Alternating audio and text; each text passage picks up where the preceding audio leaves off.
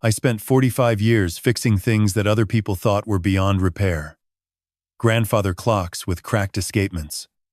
Marine chronometers pulled from sunken boats. Pocket watches so old that the oil inside had turned to powder. I cleaned them. I adjusted them. I made them run again. Every single one. But I couldn't fix what was happening inside my own home. Not until the night. A dead woman's pocket watch arrived at my door, and hidden inside its case was the one thing my wife had always promised me: time. My name is Gene Holloway, though if you called me anything other than Gene, I'd know you didn't know me. I was 70 years old, retired, living in a blue clapboard house on Chestnut Street in the Montford Historic District of Asheville, North Carolina. The house had a wraparound porch, a garden full of Ruth's roses that I still watered every morning, and a workshop in the back where I kept 43 timepieces in various states of resurrection. Ruth, my wife, had been gone 2 years, 4 months, and 11 days. I didn't count on purpose. I just knew. The way a clock knows what time it is. Not because someone told it, but because every gear inside it turns toward that one answer.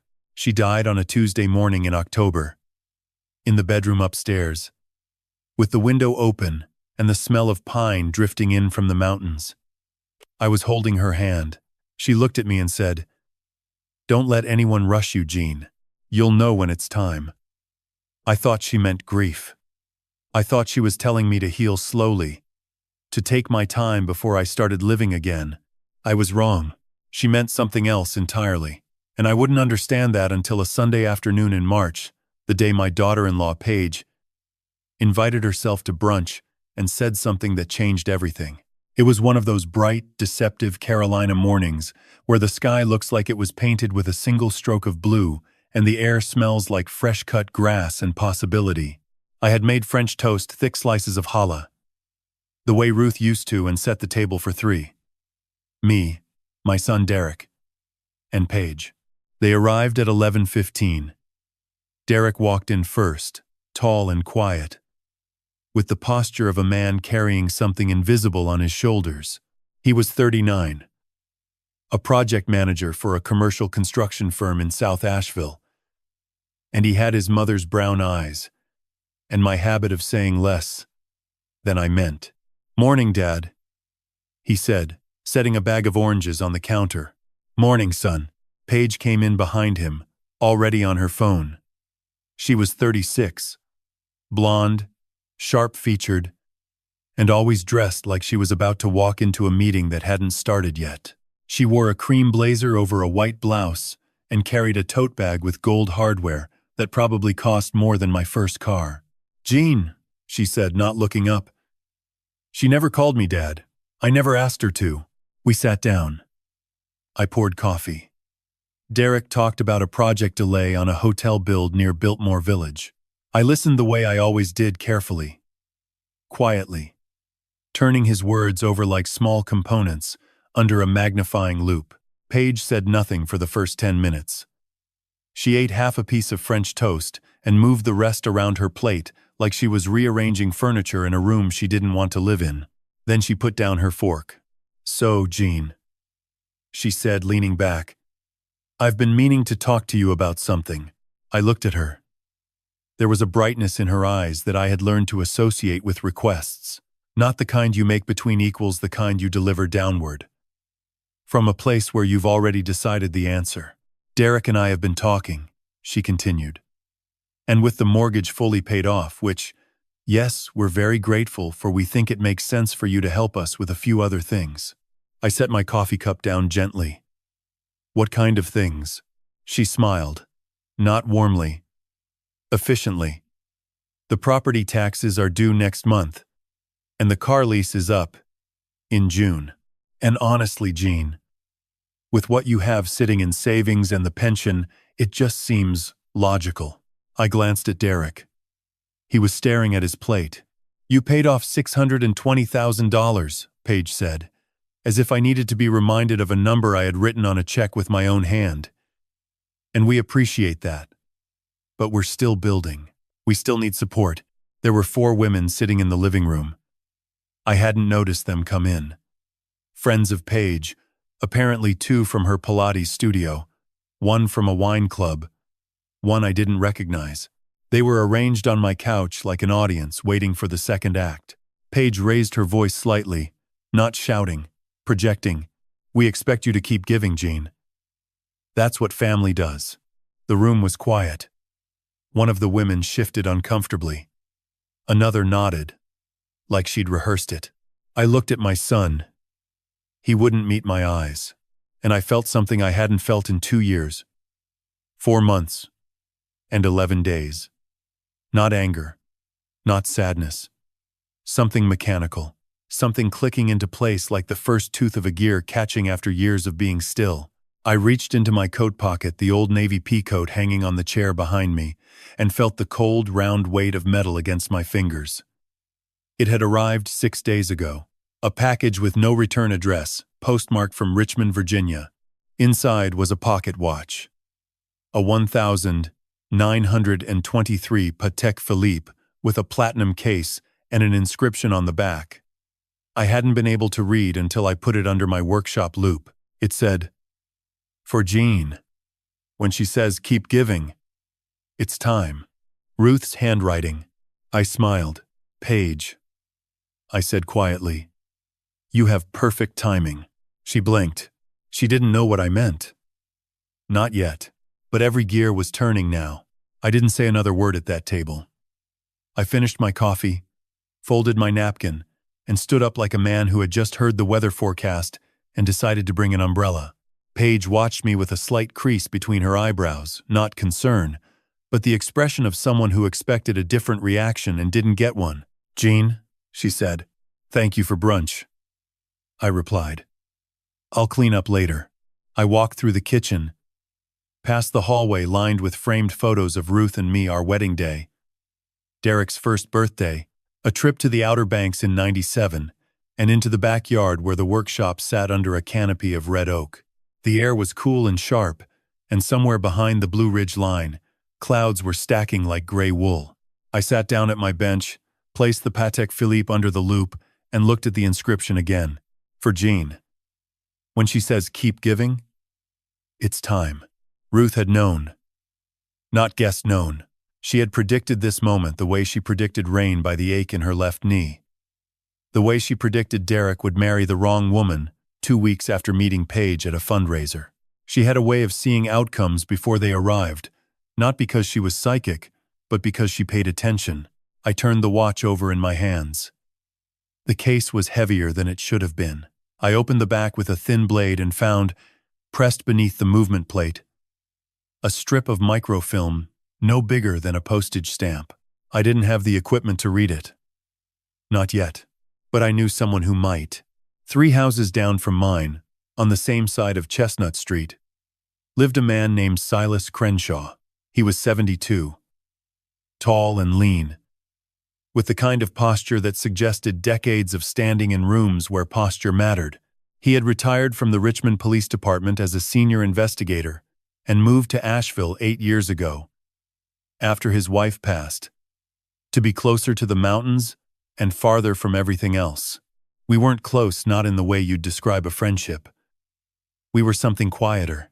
2 men who waved from their porches, who occasionally shared a bottle of bourbon on Friday evenings, and who understood, without saying it, that neither of us liked to talk about the women we had lost. I knocked on his door that afternoon. He opened it wearing reading glasses and a flannel shirt that had been washed. So many times it had forgotten its original color. "Gene," he said, "you look like a man with a question." "I look like a man with a pocket watch," I said, holding it up.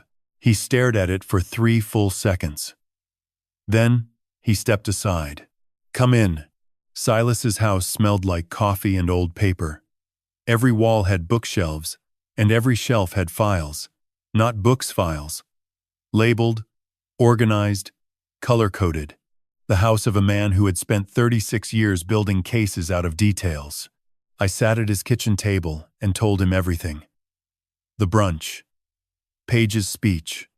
The watch that had arrived 6 days earlier, with no return address. The inscription in Ruth's handwriting. The microfilm. He listened without interrupting. When I finished, he took off his glasses, cleaned them with the hem of his shirt, and put them back on. "Ruth sent you that watch," he said. "Not a question. From Richmond. Postmarked 3 weeks ago. She's been dead for over 2 years." "I know. So someone mailed it on her behalf." "On a schedule."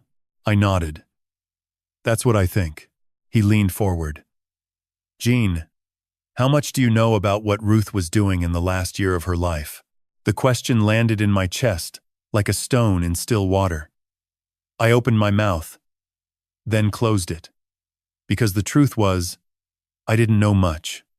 Ruth had been sick, ovarian cancer, diagnosed 18 months before she died. She had handled it the way she handled everything, with organization, with grace, and with a level of secrecy that I mistook for strength. She made phone calls I didn't hear. She took trips to Richmond I didn't question.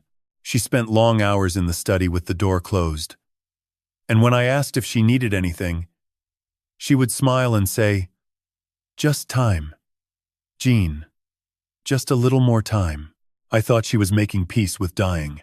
Now I understood. She was making war with what would come after. I need to tell you about Ruth. Because without her, none of this story has a spine. Ruth Eleanor Calloway was born in Roanoke, Virginia, in a brick house on a hill where her father repaired radios and her mother taught piano. She grew up with a wrench in one hand and a hymn in the other. She was the kind of woman who could quote scripture and read a tax return with equal fluency. We met in 1978 at a hardware store in Charlottesville. I was 22, buying solder for a project. She was 20, buying a replacement valve for her father's radio bench. She asked me if I knew the difference between 60-40 and 63-37 solder. I said yes. She said, "Prove it." I proved it. She bought me coffee. I never left. We married in 79. Moved to Asheville in 81. I opened a watch repair shop on Haywood Road in West Asheville called Holloway Time, a name Ruth chose because she said it sounded like a promise. For 43 years, I sat at that bench and brought broken things back to life. Ruth ran the books, handled the customers, and somehow kept the entire operation from collapsing during the years when digital watches nearly killed our trade. She was not a soft woman. She was warm. Yes, deeply, genuinely warm. But beneath that warmth was a structure made of iron and intention. She planned everything. Birthdays, vacations, retirement, finances, every detail mapped out like a circuit diagram. I used to joke that if you opened Ruth up, you'd find gears inside. She would laugh and say, "You'd find a few surprises too." I believe her now. People think watchmaking is about precision. They're not wrong, but they're not fully right either. Precision is the skeleton. What makes a watch live is patience, the willingness to sit with something broken and not force it, not rush it, not tear it apart out of frustration. You wait. You observe.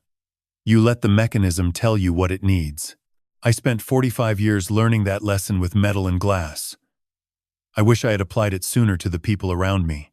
Holloway Time opened in the spring of 1981 in a narrow storefront on Haywood Road between a barber shop and a place that sold used vinyl records. The rent was $400 a month, and the first customer was a woman named Dottie Sims, who brought in a cuckoo clock she claimed had been cursed by her ex-husband. I told her it just needed a new bellows. She tipped me $10 and told everyone at her church that I had healing hands. Word spread. By 85, I had more work than I could handle. By 90, I had a waiting list. People drove from Charlotte, Knoxville, even Atlanta, to bring me their family heirlooms watches that had survived wars, floods, divorces, and decades of neglect. I never turned one away. Ruth said it was because I saw myself in them. Things that had been left behind and still had something to offer. She was probably right. She usually was. Over 4 decades, I collected 43 timepieces of my own. Not all of them were valuable in the traditional sense. Some were worth thousands: a 1912 Waltham Riverside, a 1944 Omega Seamaster, a pair of Hamilton Railroad watches from the 30s. Others were worth nothing to anyone but me. A Mickey Mouse watch Derek wore as a child. A pocket watch my grandfather carried through Korea. A wristwatch Ruth gave me on our 20th anniversary. With the back engraved, still counting. Each one sat in a glass front cabinet in my workshop, cleaned and wound, ticking softly like a room full of small hearts. Those watches would become important later. Not for what they were worth, but for what went missing. When Ruth was diagnosed, she told me the way she told me everything directly, clearly, and with a plan already forming behind her eyes. Ovarian, she said, sitting across from me at the kitchen table with a folder of test results. Stage 3. Dr. Vasquez says, surgery first, then chemo. I've already scheduled both. I remember the light in the kitchen that afternoon, pale gold, coming through the window above the sink, landing on her hands. She was 65. Her hair was silver and cut short, and she wore a blue cardigan I had bought her in Savannah 2 Christmases earlier. She looked exactly like herself. That was the cruelest part, that the thing killing her hadn't yet changed a single detail of the woman I loved. How long? I asked. If treatment works. Years. If it doesn't. She paused. Enough. Enough for what? She looked at me with an expression I couldn't decode. Not sadness. Not fear. Something architectural. Like she was surveying the load-bearing walls of our life and deciding which ones would hold. Enough to finish what I need to finish, she said. I didn't ask what she meant. That was my mistake. One of many. Ruth started treatment in the fall. Surgery. Then 6 rounds of chemotherapy at Mission Hospital. She lost weight. Then hair. Then the ability to walk to the mailbox without resting. But she never lost her focus. If anything, illness sharpened her the way a whetstone sharpens a blade, removing everything unnecessary until only the edge remained. During those months, I noticed changes. Small ones. She started locking the study door, something she had never done in 40 years. She made phone calls from the garden. Always when I was in the workshop. She took 2 trips to Richmond. Alone. Claiming she was visiting her college roommate, Patricia. When I offered to drive her, she said she needed the time to think. I let it go. I told myself she was processing her mortality, that she deserved privacy, that a dying woman was entitled to her own hours. And maybe part of that was true. But another part, the part I couldn't see until much later, was that Ruth was building something. Quietly. Methodically. The way I built movements inside watch cases, 1 gear at a time, invisible until the moment you wound the spring and everything began to turn. Now let me tell you about the money, because the money is where Paige entered and everything began to crack. Derek married Paige in 2017. Ruth and I paid for the wedding $42,000 because Derek asked, and because we loved him, and because that's what parents do when their only son finds someone he believes he loves. Within a year, Paige suggested they buy a house. Not a starter home, a 4-bedroom colonial in the Kenilworth neighborhood, listed at $680,000. Derek's salary covered the down payment, barely. The mortgage was $620,000. By 2020, they were struggling. Paige had quit her marketing job to pursue consulting, which, as far as I could tell, meant attending conferences and updating a website no one visited. Derek worked overtime. The mortgage payments fell behind. Ruth and I discussed it one night on the porch, with the crickets singing and the mountains turning black against the last light. If we pay it off, she said, we lose most of our liquid savings. I know. And if we don't, Derek loses the house. I know that too. She was quiet for a long time. Then she said something that didn't make sense to me until years later. Pay it. All of it. But keep the receipt, Gene. Keep every single receipt. We paid off the mortgage in full. $620,000. I wrote the check myself, sitting at this same kitchen table, and felt the pen drag across the paper like a blade across wood. Ruth watched me sign it. And just before I sealed the envelope, she said, "That's the first gear." 6 days before that brunch on a Monday, I found a package on my porch. It was small, no bigger than a deck of cards, wrapped in brown paper, sealed with clear tape, and postmarked from Richmond, Virginia. There was no return address, no note, just my name and address written in block letters that could have belonged to anyone. I brought it inside, set it on the kitchen table, and opened it with a paring knife. Inside the brown paper was a velvet pouch, dark green, the kind used by high-end jewelers. I loosened the drawstring and poured the contents into my palm. A pocket watch. Heavy, platinum case, slightly tarnished at the edges, with a crown at the top that still turned smoothly. I knew before I opened it what it was. The weight, the diameter, the quality of the metal. These things speak to a man who has spent his life listening to timepieces. It was a 1923 Patek Philippe. Open face, with an enamel dial the color of aged cream and thin Breguet numerals in black. The hands were blued steel, sharp enough to cast shadows on the dial. The movement visible through a display back was hand-finished, with Geneva stripes and polished bevels that caught the kitchen light like tiny mirrors. A watch like this was worth between $80,000 and $120,000, depending on condition and provenance. And someone had mailed it to me in a cardboard box, with $6.40 in postage. I turned it over.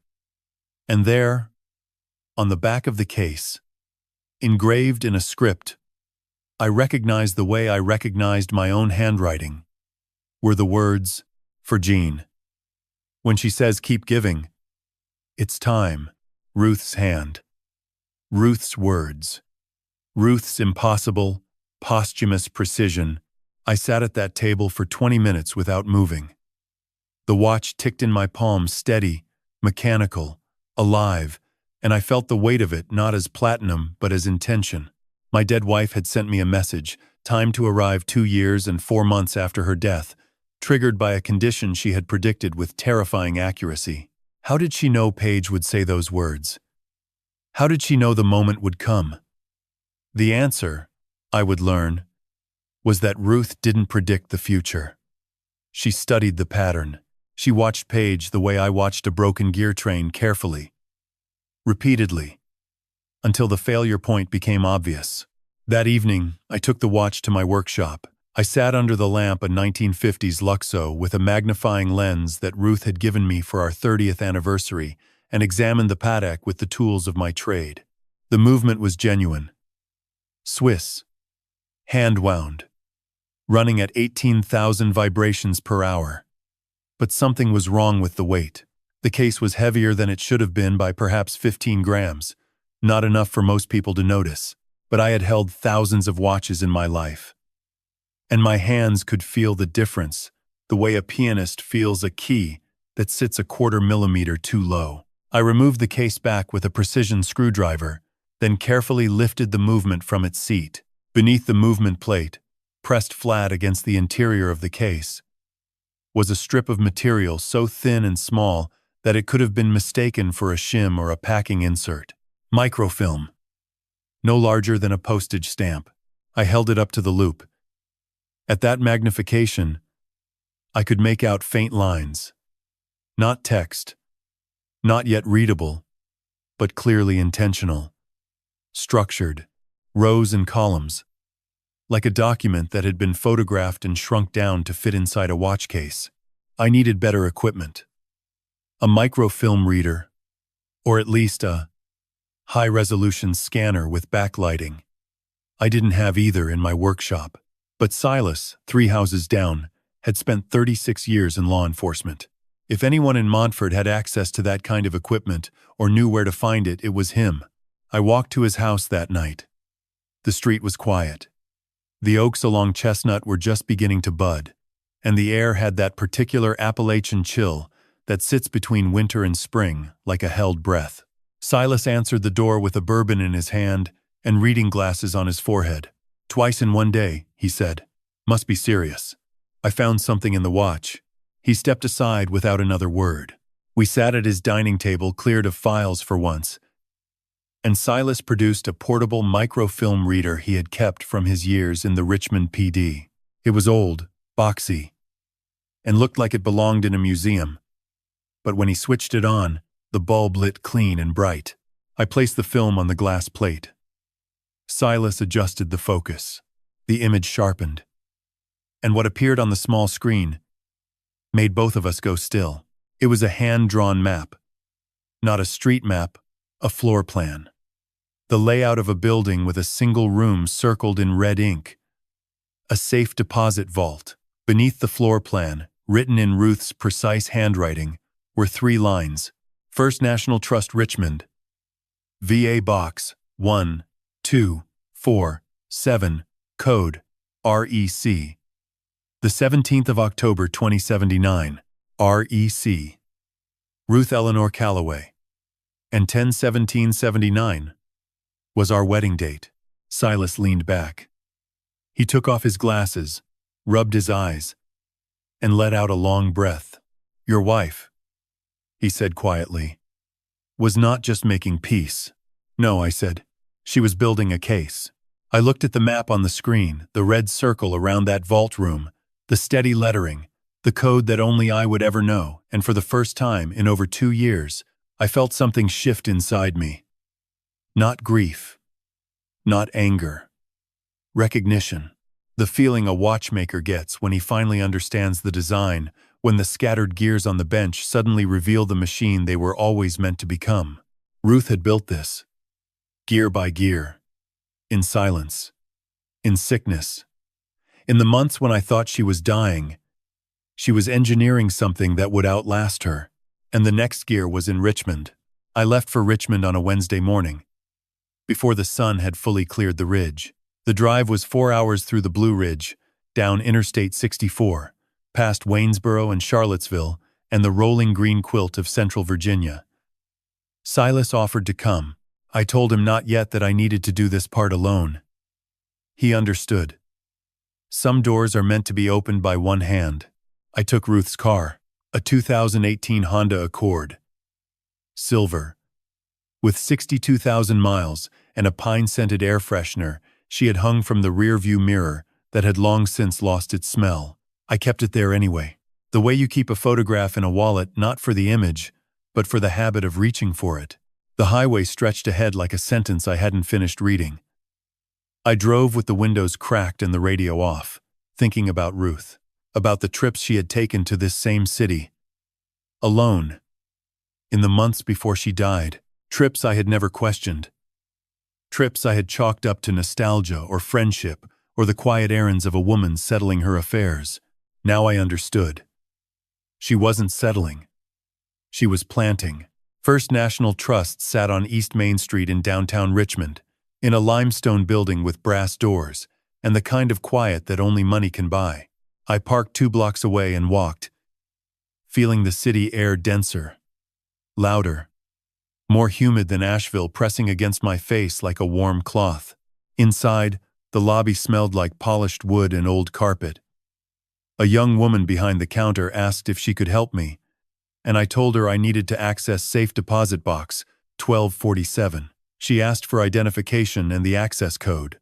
I gave her my driver's license. And then I said the code aloud for the first time. REC 10/17/79. She typed it in, paused, looked at her screen. Then she looked at me. Mr. Holloway, this box was registered in your wife's name, with you listed as the sole secondary holder. It was prepaid through 2027. Prepaid. 5 years past her death. Ruth had paid the rent on a safe deposit box. For 5 years she knew she wouldn't live to see. Right this way, the woman said. She led me through a heavy door, down a corridor lit by soft overhead fixtures, into a vault room lined with brushed steel boxes. She used her key and mine together, slid the box from the wall, and placed it on a wooden table in a private viewing room. Take your time, she said, and left. I stood there for a long moment. The box was not large, maybe 18 inches long, 10 wide, 6 deep, but it felt immense. It felt like the last room in a house I had lived in for 45 years and never entered. I opened it. Inside, arranged with the meticulous care I had seen in every drawer Ruth ever organized, were 4 items.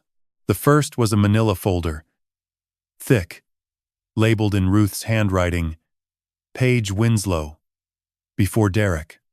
Inside were documents, dozens of them, bank statements, court filings, a marriage certificate from Mecklenburg County, North Carolina, and a divorce decree, all connected to a man named Adam Grant. Adam Grant, a name I had never heard. According to the documents, Paige had been married before. She had married Adam Grant in 2013 in Charlotte. Adam was a financial consultant. Within 2 years, Paige had been named on 6 of his accounts, had co-signed a business loan for $160,000, and had filed a series of insurance claims on property they jointly owned. The divorce was finalized in 2016, 1 year before she met Derek. But it was the last document in the folder that stopped me. A death certificate. Adam Grant. Died March 14, 2016. Cause of death.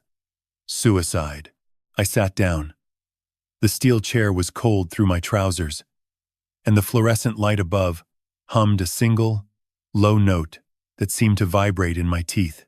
Paige had been married to a man who killed himself. A man whose finances she had systematically accessed and drained. And she had never told Derek, never told us.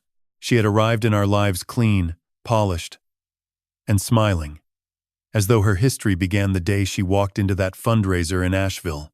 The second item was a USB drive.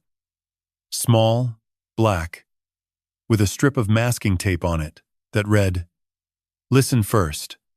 Act second." The third was a sealed envelope addressed to Evelyn Park, attorney at law, Asheville, NC.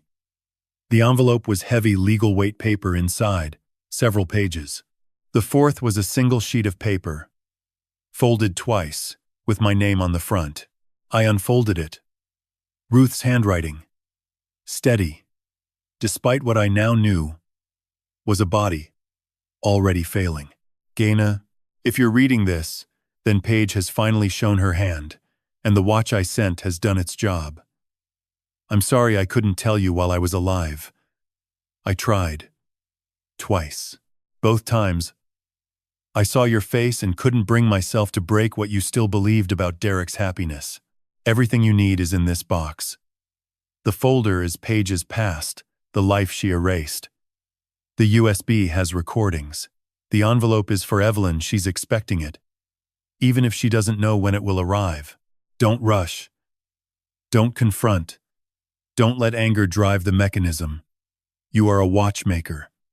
Gene, build the case the way you build a movement, one piece at a time, until it runs on its own. The clock has started. All my love. All my time, Ruth. I read the letter 3 times. Then I folded it, placed it inside my coat pocket next to the Patek Philippe, and closed my eyes. In that cold vault room, under the hum of fluorescent light, I heard her voice. Not a memory, something closer. The way a note still resonates in a room after the instrument has stopped playing. The clock has started, I whispered, and I drove home. I got home after dark. The house was quiet. The kind of quiet that a place develops when it has been lived in by 2 people and is now occupied by 1. I hung my coat on the hook by the door, placed the manila folder and the USB drive on the kitchen table, and sat in Ruth's chair at the window. Not mine, hers. Because for the first time since she died, I felt like I needed to see the world from where she had been sitting. The next morning, I began. Ruth's letter said to build the case the way I build a movement, one piece at a time. So I started with the piece I understood best. The numbers. I pulled out every financial document I had. Bank statements, going back 5 years. Tax returns. Investment account records.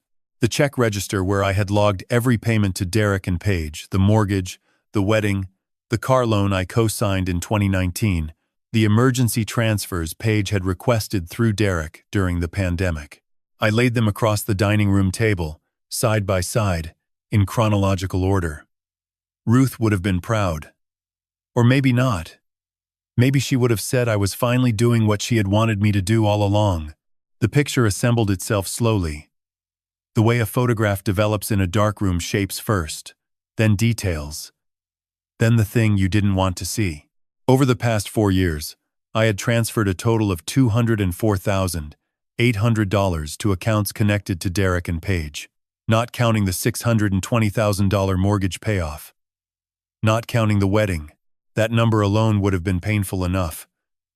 But it was where the money went that made my stomach turn. $72,000 had gone to a joint checking account at Pinnacle Bank. Normal enough, except that the withdrawals from that account didn't match any household expenses I could identify. Large cash withdrawals. Wire transfers to an account I didn't recognize. Payments to a company called Winslow Ventures LLC, registered in Delaware. Winslow. Paige's maiden name. I called Pinnacle Bank the next morning and asked for transaction records on the joint account. The representative told me I wasn't authorized. The account was in Derek and Paige's names only. I thanked her and hung up. Then I opened Ruth's manila folder again and found what I had missed on my first reading. Tucked between the divorce decree and Adam Grant's death certificate was a single printed page, a Delaware business registration for Winslow Ventures LLC. Filed in 2018, 1 year after Paige married Derek. The registered agent was Marcus Webb, with an address in Tucson, Arizona. Marcus Webb. Another name I had never heard. Another gear Ruth had already identified. 2 days later, I walked into my workshop to wind the watches, the way I did every Thursday morning. 43 timepieces, each wound by hand, each set to the correct time. It was a ritual Ruth used to call my morning prayer, the hour I spent in silence with the only congregation I never doubted. I started at the left end of the cabinet. The Waltham, the Omega, the Hamiltons, all present, all ticking. Then, I reached the third shelf. 3 watches were missing: the 1951 Jaeger LeCoultre Reverso, the 1968 Rolex Submariner, and the 1940 Longines pilot's watch that had belonged to Ruth's father, the one piece in my collection that I would never have sold for any amount. The glass doors on the cabinet were closed. No scratches, no forced entry. Whoever had taken them had used a key or known where I kept the spare. Only 3 people knew: Ruth, Derek, and Paige. I stood in front of that empty shelf for a long time.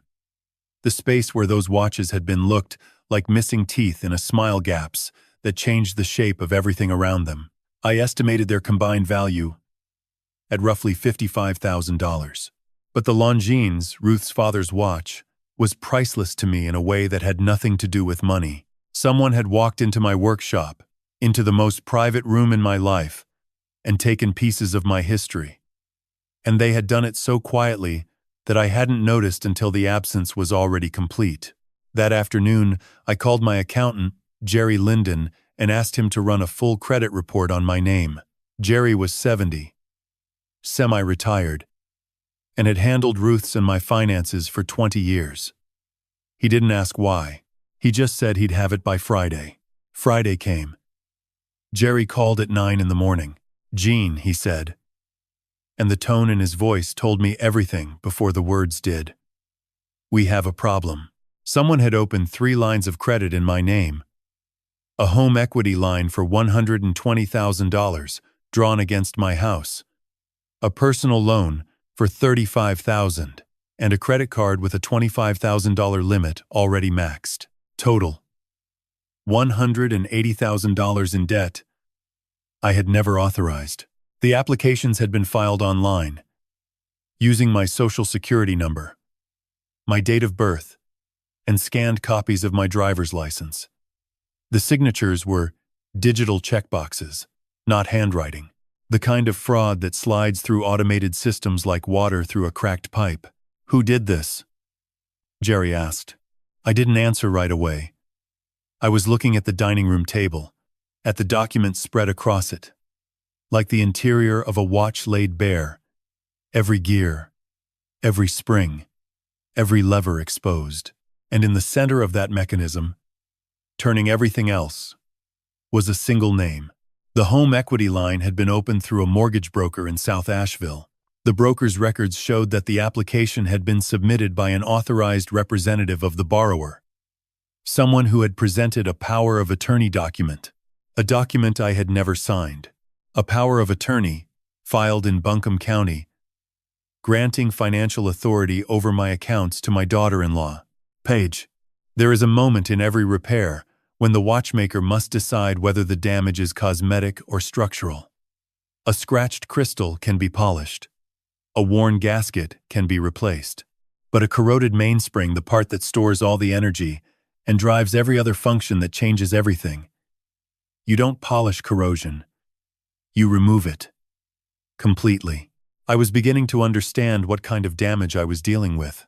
After Jerry's call, I spent the weekend doing what Ruth had taught me, to do nothing visible. I didn't confront Paige. I didn't call Derek. I didn't file a police report. I sat in my workshop, wound the remaining 40 watches, and let the information settle the way sediment settles in a glass of water slowly, until the clear part rises to the top. On Monday, Paige called. Not Derek Paige. She never called me directly, unless she wanted something. And the sweetness in her voice was the verbal equivalent of sugar over vinegar. Gene, I was thinking we should have dinner this week. Just us and Derek. I feel like we haven't really connected since brunch, and I want to make sure everything's okay. Everything's okay. The phrase hung in the air like a chandelier with a cracked chain. That sounds fine, I said. Thursday? Perfect. I'll cook. She had never once offered to cook for me. Not at holidays, not at birthdays, not during the 2 years after Ruth's death, when I ate alone at my kitchen table every single night. The offer itself was a kind of alarm. The quiet click before the bell rings. Thursday evening. I drove to their house in Kenilworth, the 4-bedroom colonial that my $620,000 had purchased. The lawn was immaculate. The driveway held 2 cars, Derek's truck and Paige's white Audi SUV. The front door was painted a shade of blue that real estate agents call welcoming. Inside, the table was set with candles and cloth napkins. Paige wore a linen dress and a smile that didn't quite reach her eyes. Derek sat at the end of the table, quiet as always, holding a glass of water like a man gripping a railing on a rocking boat. Gene, sit down, Paige said, gesturing to the chair across from hers. I made braised chicken with rosemary, and I have something special for dessert. We ate. The chicken was good, better than I expected. Derek talked about a project delay. I listened. Paige refilled my wine twice, without asking. After the main course, she disappeared into the kitchen and returned with 3 small cups on a wooden tray. Honey tea, she said. From a local apiary. It's supposed to be amazing for inflammation. I know your knees have been bothering you. My knees had not been bothering me. I had never mentioned my knees to Paige. She placed the cup in front of me. The tea was pale gold, almost translucent, with a thick layer of honey at the bottom that caught the candlelight. The steam rose in a slow curl. I lifted the cup, brought it to my lips, and paused. Not because I suspected poison, that thought hadn't formed yet, but because something in the smell was wrong. Not unpleasant, just wrong. Underneath the honey and the chamomile, there was a faint bitterness, barely detectable, like the ghost of a flavor that had been carefully masked. I had spent 45 years training my senses on the microscale, detecting the smell of oxidized oil in a watch case, feeling the drag of a single misaligned jewel, hearing the tick of an escapement that was off by a fraction of a second. My senses were calibrated to notice what others missed. I took a small sip. The sweetness was overwhelming. Too much honey, too much sugar, as if the flavor had been constructed to bury something beneath it. I set the cup down. Delicious, I said. But my stomach's been off today. Mind if I take it home and finish it later? Paige's expression shifted a micro-movement, like a shadow passing across a sundial. Then the smile returned. Of course, she said. Take the whole jar. I bought extra. I drove home with the cup of tea in my coat pocket, wrapped in a napkin, and the jar of honey in a paper bag on the passenger seat. I placed both on my workbench under the lamp and stared at them the way I stared at a watch I didn't yet understand. With patience, with suspicion, and with the knowledge that sometimes the most beautiful mechanisms are designed to deceive. The next morning I called Dr. Lena Vasquez. Dr. Vasquez had been our family physician for 15 years, a sharp, direct woman in her early 50s with dark hair and the kind of eyes that made you feel simultaneously examined and understood. She had treated Ruth through her diagnosis, managed my blood pressure, and never once sugarcoated a result. "Gene," she said, "what can I do for you? I need a full blood panel. Comprehensive, including anything that would show up if someone were introducing a substance into my system without my knowledge." Silence. 3 seconds. 4. "Come in this afternoon," she said. No questions. No hesitation. Just the response of a doctor who had learned, after decades of practice, to listen to what a patient was actually saying. I went in at 2. She drew 3 vials of blood more than usual and ordered a toxicology screen, a metabolic panel, a liver function test, and a screen for pharmaceutical compounds. "Gene," she said, as I rolled my sleeve down, "if someone is doing what you think they're doing, this isn't just a medical issue. I know. You need to be careful. I'm a watchmaker, Dr. Vasquez. Careful is the only speed I have." She almost smiled. "Almost. Results in 5 to 7 days," she said. "I'll call you personally." I thanked her and walked out into the Asheville afternoon, where the dogwoods were blooming white along the sidewalk and the mountains stood in the distance like witnesses who had seen everything and said nothing. Not yet. 2 days after the dinner, I walked to Silas Crenshaw's house with the jar of honey in one hand and a question I wasn't sure I wanted answered. The evening was cool. The oaks on Chestnut Street were filling in that particular shade of green that Appalachian spring produces, somewhere between emerald and forgiveness. Silas's porch light was on, which meant he was awake, which meant the bourbon was already poured. He opened the door before I knocked. "Saw you coming from the window," he said. "You walk like a man carrying something heavier than a jar." I held it up. "Honey." "From Paige." He looked at it, then at me. Then he stepped aside. We sat in his study, a room I hadn't been in before. It was smaller than the living room, lined with filing cabinets instead of bookshelves, and lit by a single desk lamp that threw a circle of warm light across a scarred wooden desk. On the desk was a laptop, a legal pad, and a framed photograph of a woman with kind eyes and silver earrings. His wife, May, died 8 years ago. Breast cancer. We had that in common, widowers who kept photographs in rooms where they worked, as if the dead could still supervise. "Sit down, Gene," Silas said. "There's something I need to tell you. Something I should have told you a long time ago." He poured 2 bourbons, set one in front of me, sat down in the chair across the desk, and for the first time since I'd known him, Silas Crenshaw looked uncomfortable. "Ruth came to me," he said, 3 years ago, before she was diagnosed. She came to my door on a Saturday morning with a folder and a face. I recognized the face of a person who has found something they can't unfind. I didn't speak. I let him talk. The way you let a clock unwind, you don't interrupt the spring. Silas told me that Ruth had discovered irregularities in our household finances in late 2019. Small at first charges she didn't recognize. A credit card application she hadn't authorized. A bank statement that arrived at the house addressed to Derek, but opened by Paige. Ruth had begun tracking the discrepancies privately, in a notebook she kept in the locked study drawer. By early 2020, she had enough to be concerned. By mid-2020, she had enough to be afraid. "She didn't come to me as a neighbor," Silas said. "She came to me as a former investigator. She asked me to help her build a file, quietly, without alerting you, or Derek." "Why not me?" I asked, though I already knew. "Because she knew you would confront them. And confrontation, at that stage, would have destroyed the evidence, and fractured your relationship with your son. She needed time. She needed documentation. She needed a case that couldn't be dismissed. He opened a filing cabinet behind him and pulled out a thick, brown accordion folder. He set it on the desk between us. The label on the tab, written in black marker, read, Holloway active. I've been working this for 4 years, Gene. 3 with Ruth. 1 without her. Inside the folder were surveillance logs. Dozens of them.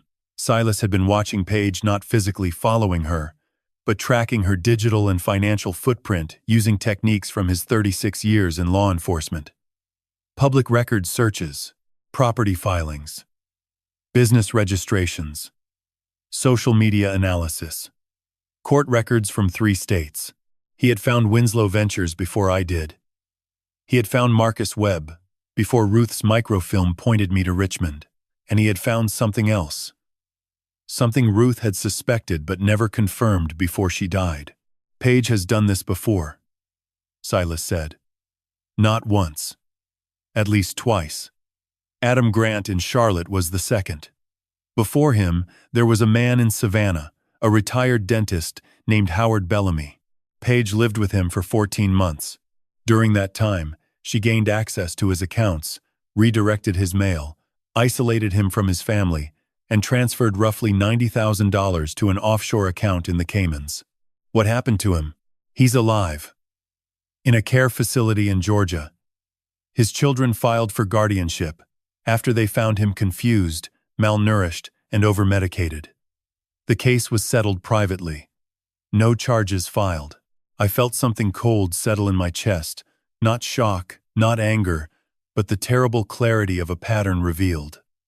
A mechanism I could now see in its entirety. Paige didn't just take money, she dismantled people. She entered their lives like a slow, corrosive, dissolving bonds, trust, and autonomy until the person at the center was too weakened to resist or even recognize what was happening. Howard Bellamy, Adam Grant, and now, Gene Holloway. Ruth figured this out? I asked. Most of it. She found Adam Grant's trail. I found Bellamy's. Together, we built the file. Ruth also contacted an attorney, Evelyn Park, and arranged for certain documents to be held in escrow until they were needed. The envelope in the safe deposit box. Exactly. Ruth's instructions to Evelyn include a forensic accounting request, a fraud affidavit template, and a notarized statement from Ruth herself, recorded before she died, describing everything she had observed and feared. I looked at the folder on the desk. 4 years of silent work. 2 women. 1 alive, 1 dead, and 1 retired detective. All building a case against a woman who smiled at brunch and served honey tea with something hidden beneath the sweetness. You said Ruth had an army, I said. Who else? Silas took a long sip of bourbon. Dr. Vasquez knows.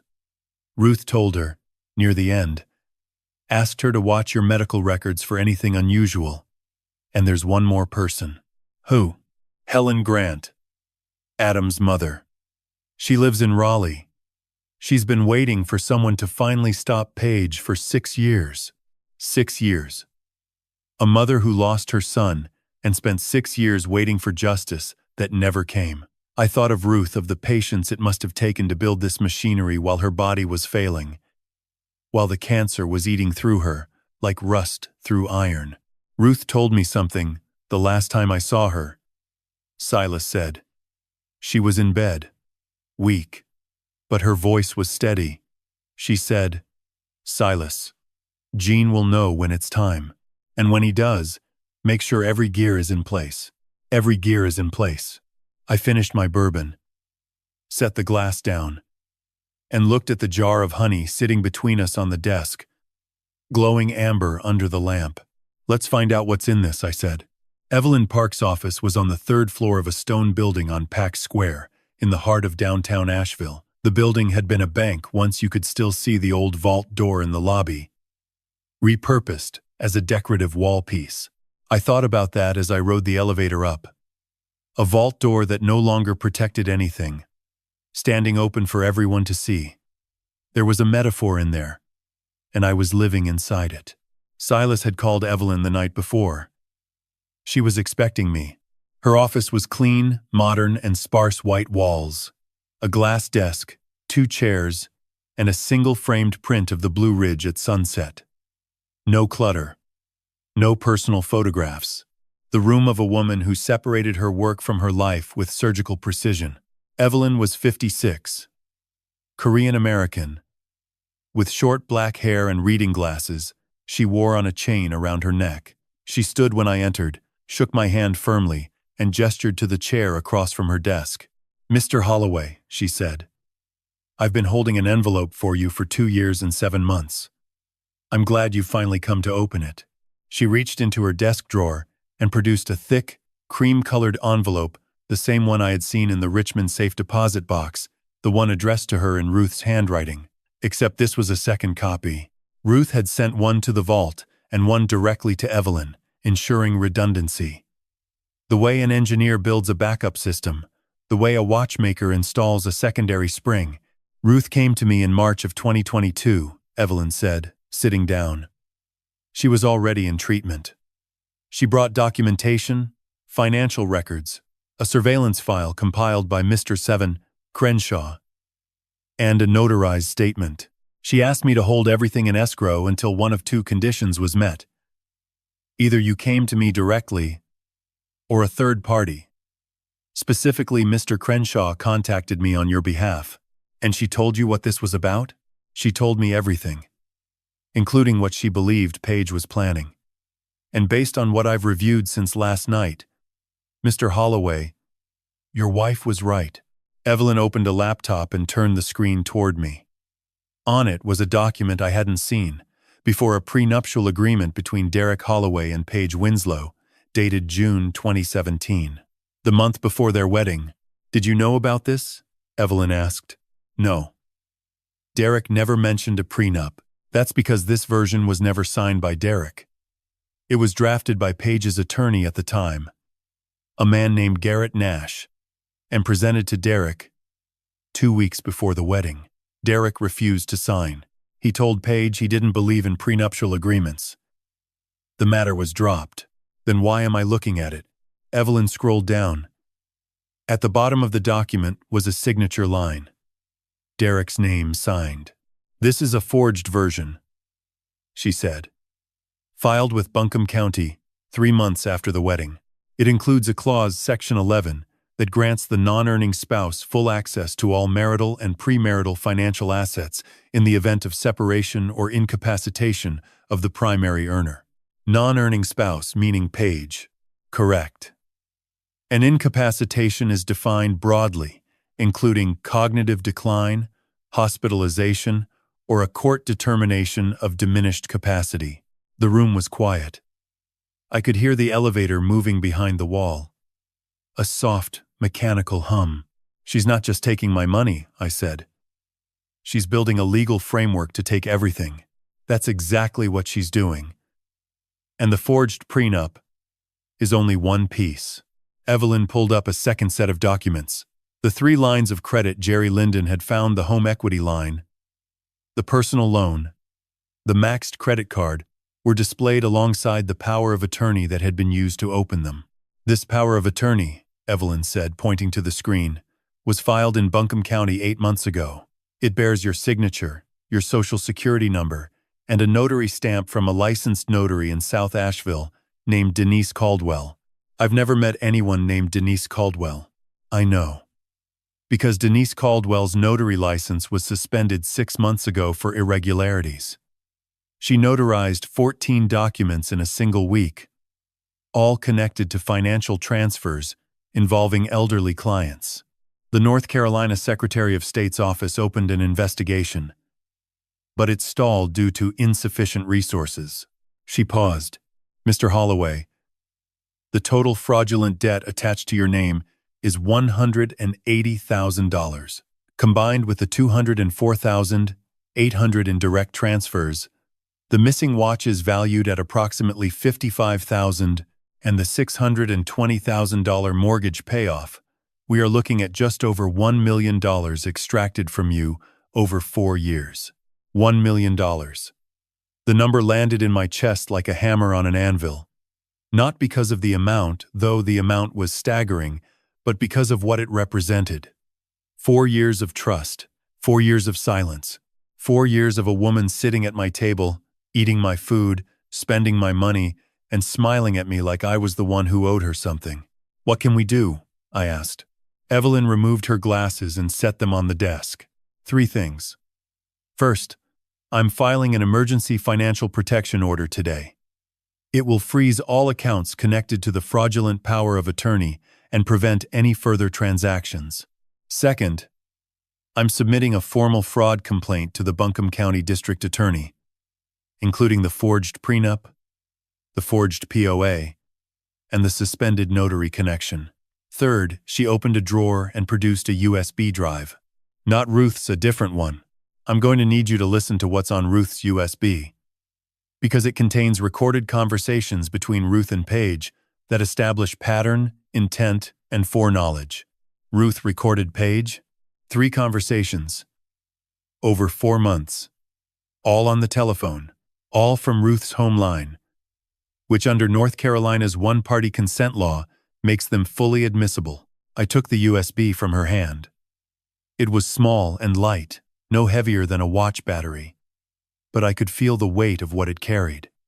2 years of silence, compressed into a device no larger than my thumb. "One more thing," Evelyn said as I stood to leave. Ruth left specific instructions about the order of operations. She said, "You would understand." What were they? Evelyn read from a handwritten note clipped to the inside of the envelope. "Freeze the accounts. Test the blood. Then call Helen. Freeze. Test. Call. 3 steps. 3 gears." Ruth had sequenced this, the way she sequenced everything, with the precision of a woman who understood that timing wasn't just important. Timing was everything. The accounts were frozen by Thursday. Evelyn moved fast. Faster than I expected. The emergency financial protection order was granted by a Buncombe County judge within 48 hours of filing, and by the time the sun set that evening, every line of credit opened in my name, without my consent, was locked. No withdrawals. No transfers.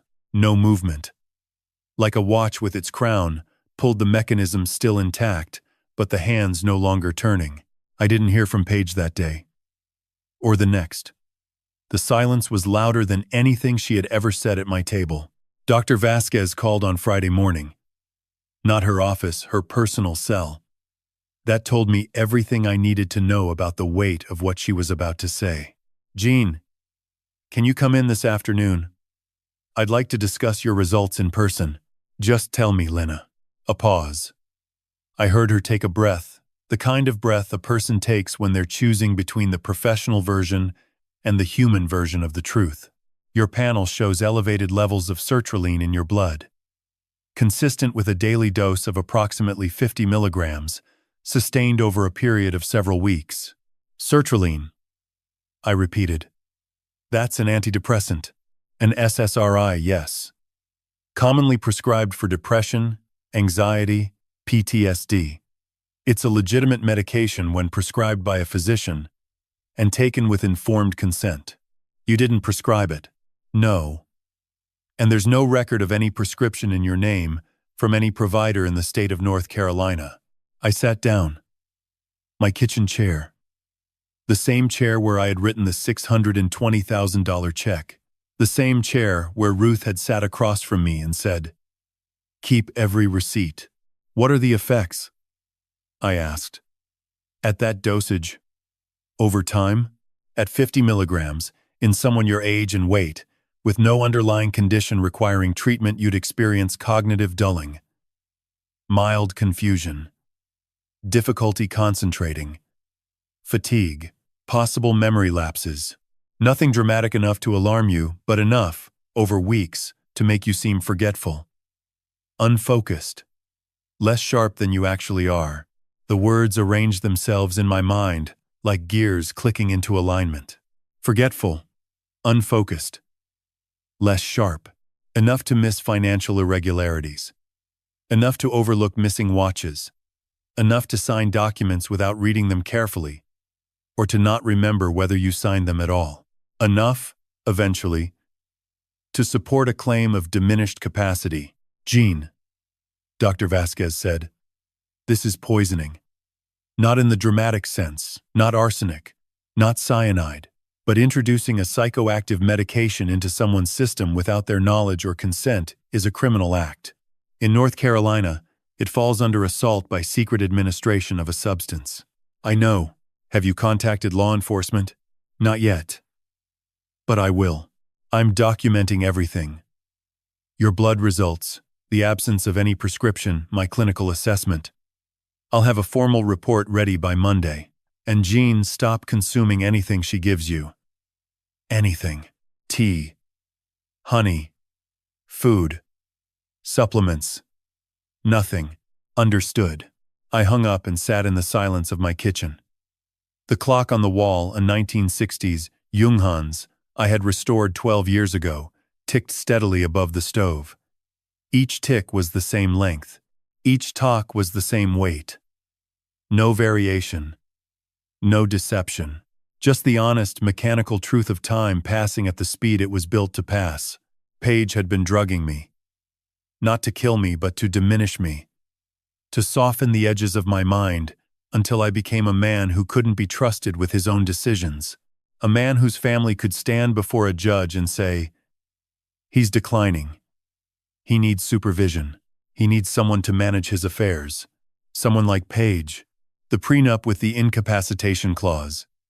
The forged power of attorney. The sertraline in my blood. Each piece was connected. Each one fed into the next.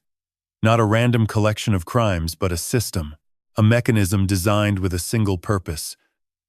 To turn Gene Holloway from a person into a resource. A reservoir of money, property, and legal authority. Controlled entirely by a woman who had done this at least twice before. I drove to Silas's house that evening.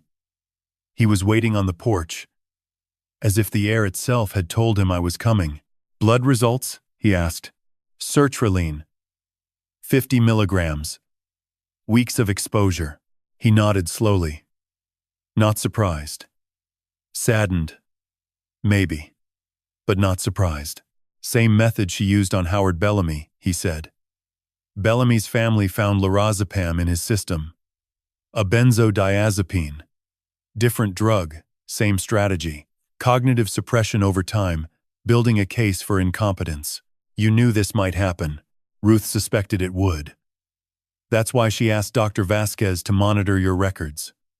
That's why she insisted you keep coming in for regular checkups. Not just for your blood pressure. I leaned against the porch railing. The mountains were dark. The sky above them streaked with orange and purple. The kind of sunset that looked like a bruise healing.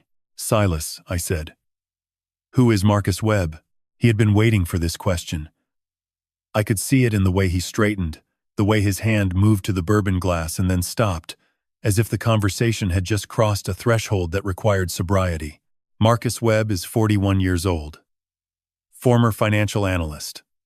Lives in Tucson. He's the registered agent for Winslow Ventures. The shell company your money was funneled through. Is he connected to Paige? He's her partner. Not romantic operational. Webb handles the financial architecture. Paige handles the human targets. They've worked together since at least 2014, the Bellamy case. Webb sets up the shell companies, launders the transfers, and takes a cut. Paige identifies the marks, infiltrates the family, and executes the extraction. A partnership. A system. Two people working in tandem the way the barrel and mainspring work inside a watch. One stores the energy. The other releases it. And together they drive the entire machine. Can we prove it? Ruth's USB recordings reference a man Paige calls M twice. Silas tapped his legal pad. And the envelopes I've been tracking, 15 of them, sent between this address. A POO box in Tucson and a forwarding service in Mexico City. Those create a paper trail that links Webb to the money. What's in Mexico City? An exit strategy. One-way flights. A rental in Playa del Carmen. Webb booked them 6 months ago, 2 tickets. One for him, one for Paige. I looked out at the dark mountains and thought about Ruth, lying in that bed upstairs. Her body failing, her mind blazing, building a trap so intricate and so patient that it would take 2 years after her death to finally spring. She thought of everything, I said. Almost, Silas replied. She couldn't think of one thing. What? Whether you'd have the courage to finish it. Ruth's letter said, freeze. Test. Call Helen. The accounts were frozen. The blood was tested. It was time. For the 3rd gear. But before I made that call, Silas laid out the envelopes. He spread them across his dining table like a dealer spreading cards, 15 envelopes, each one photographed, cataloged, and tracked over the course of 14 months. Not the originals. Silas had never intercepted mail, which would have been a federal crime. What he had were photographs, taken from his porch with a telephoto lens, of the mail carrier delivering parcels and envelopes to my house, to Derek and Paige's house, and to a P.O. box in West Asheville that Paige had rented under her maiden name. I started watching the mail patterns after Ruth died, Silas said. She had asked me to. She said the money would start moving faster once she was gone, and the mail would tell the story. He was right. The envelopes formed a rhythm, a pulse that, once you saw it, was impossible to unsee. Every 6 to 8 weeks, a padded envelope arrived at the West Asheville P.O. box, postmarked from Tucson, Arizona. No return address. Each one was collected by Paige within 24 hours of delivery. Silas had timestamp photographs of her car, parked outside the postal annex. Within days of each Tucson delivery, a wire transfer would appear in the financial records, money moving from one of my accounts, through Pinnacle Bank, to Winslow Ventures. The amounts varied. $12,000, $18,000, $22,000, always below the $25,000 threshold that triggers automatic federal reporting. They kept it under the radar, I said, deliberately. Webb knows the reporting thresholds. He structures every transfer to avoid triggering a suspicious activity report at the bank level. It's called structuring, and it's a federal crime in itself, separate from the fraud. Silas pulled out a printed timeline. He had cross-referenced the envelope deliveries with the wire transfers, the credit card charges, and the shell company filings. The pattern was precise, almost mechanical. Look at this, he said, pointing to a cluster of entries from 6 months earlier. October through December. 3 envelopes from Tucson. 3 corresponding wire transfers. But then here in January, a new element. He pointed to a highlighted line. A FedEx shipment from the P.O. box in West Asheville, not to Tucson, but to a forwarding service in Mexico City. The recipient was listed as M. Webb, hold for pickup. That's when the exit planning started, Silas said. Webb booked 2 one-way flights from Tucson to Mexico City on January 15th. Departure date, April 28th. April 28th, I repeated. That's 5 weeks from now, 4 weeks and 6 days. And once they cross that border with the money routed through 3 shell companies and a Mexican holding account, recovery becomes nearly impossible. The room was still. Outside, a cardinal was singing that sharp, repetitive whistle that always sounds like a warning disguised as music. We don't have months, Gene, Silas said. We have weeks. The next morning, Silas made a call to a former colleague at the FBI field office in Charlotte, a senior agent named Terrence Whitley, whom Silas had worked with on a wire fraud case in 2012. Silas didn't share everything, not yet. What he shared was enough. A shell company registered in Delaware, structured wire transfers below federal thresholds, and a one-way international flight booked for 2 individuals connected to multiple suspected financial exploitation cases. Whitley listened, asked 3 questions, then said he would open a preliminary inquiry and assign a forensic accountant to review the Winslow Ventures filings. He won't move fast enough on his own. Silas told me afterward. Federal cases take months.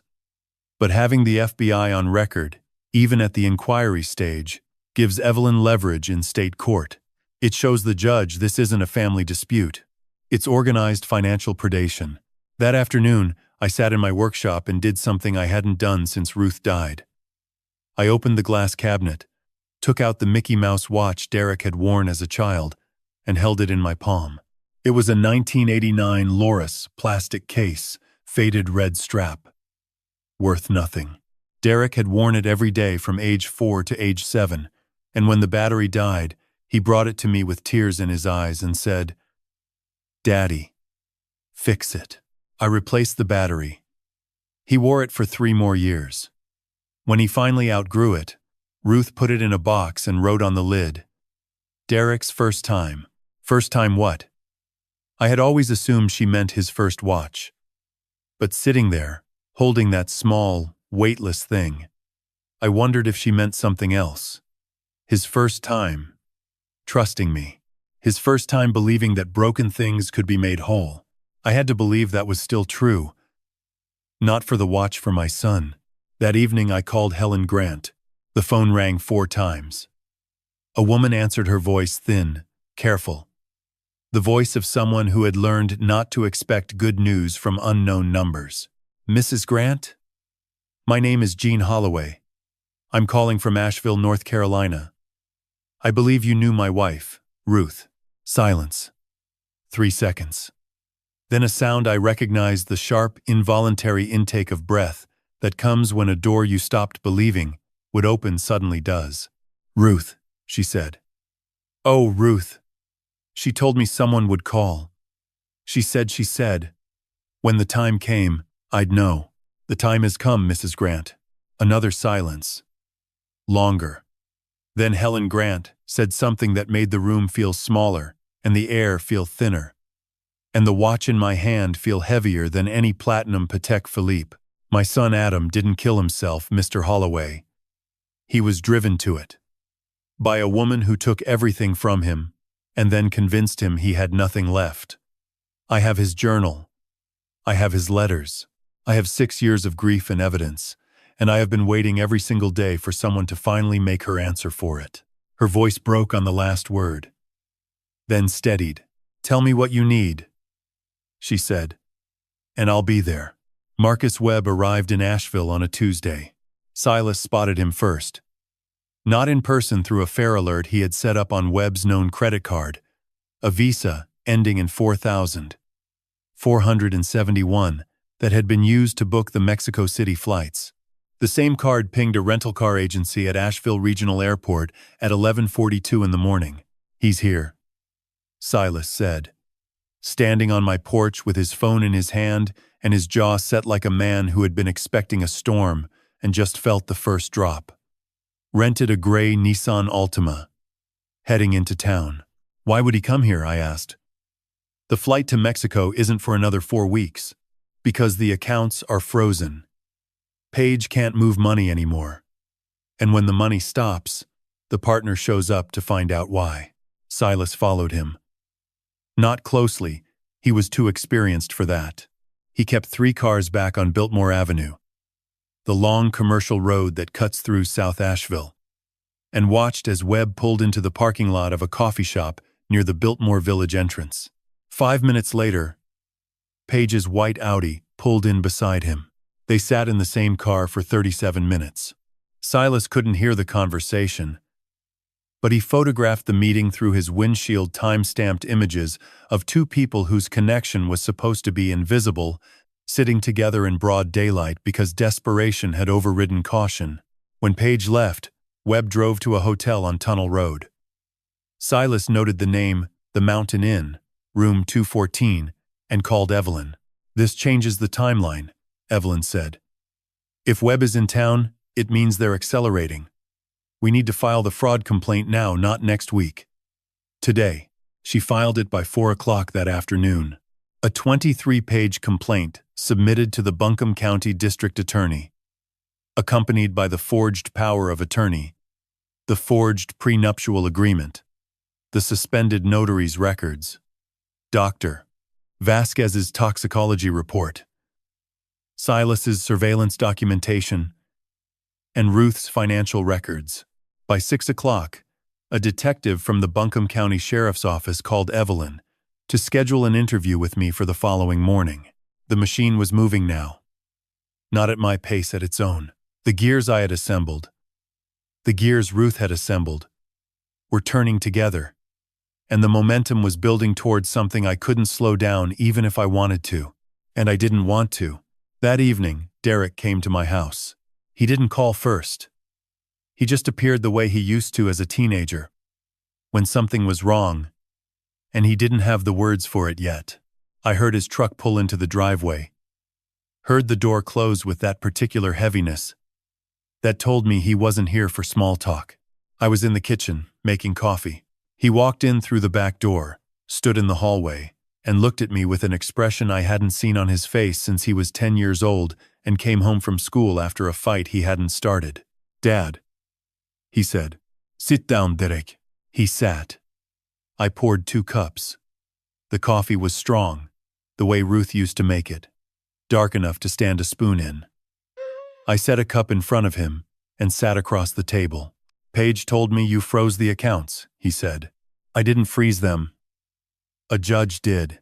She said you're trying to. She said you're confused, that you've been forgetting things, that she's been worried about you for months." There it was. The narrative. The story Paige had been building piece by piece.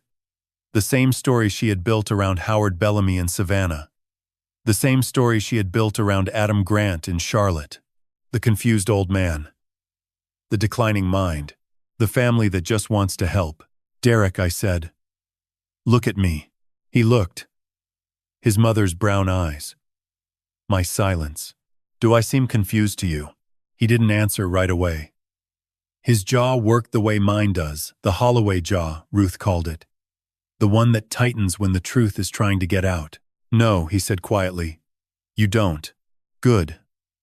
Because what I'm about to tell you is going to be the hardest thing you've ever heard. And I need you to stay in that chair until I'm finished." I told him everything. Not all at once in order, the way Ruth would have wanted. The Patek Philippe. The microfilm. Richmond. The manila folder. Adam Grant. Howard Bellamy. The forged prenup.